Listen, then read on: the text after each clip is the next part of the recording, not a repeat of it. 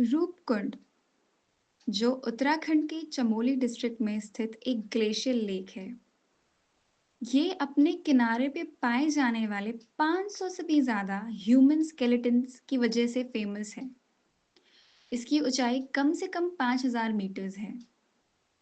We also call it as a skeletal lake, and it contains skeletal remains of hundreds of people, some with flesh still attached.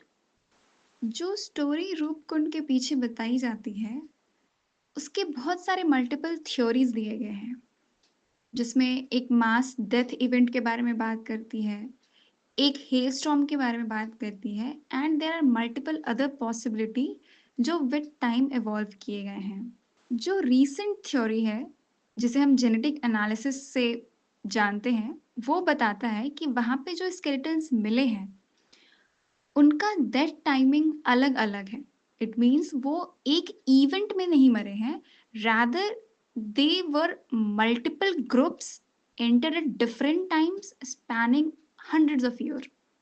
सबसे पहली theory ये आई कि ये जो skeletons हैं वो जापानीज सोल्जर्स के हैं, मे बी तिब्बतियन ट्रेडर्स, और कोई या फिर कोई पिलग्रिमेज ग्रुप जो कि खत्म हो गया था किसी बहुत भयंकर तूफान में।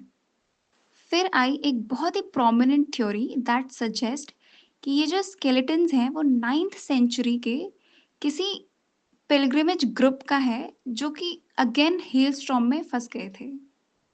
बट अगर जेनेटिकली एनालिसिस की जो थ्योरीज हम देखें, उसमें कहा जाता है कि these group of people were South Asian and European ancestors.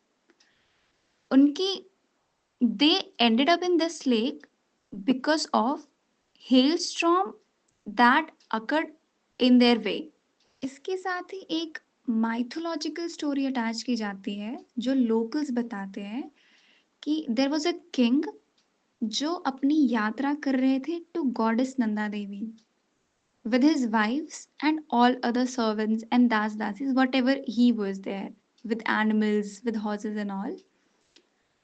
They were going with so much of pomps and celebrating everything. They were making noises, and it was really a very excited moment for them.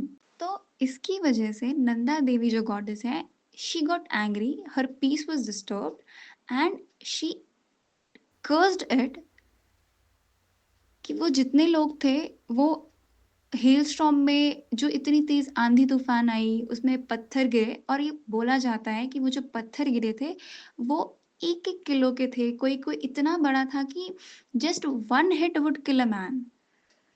तो this was a curse given by Nanda Devi goddess to the king, I guess king of the northern area only.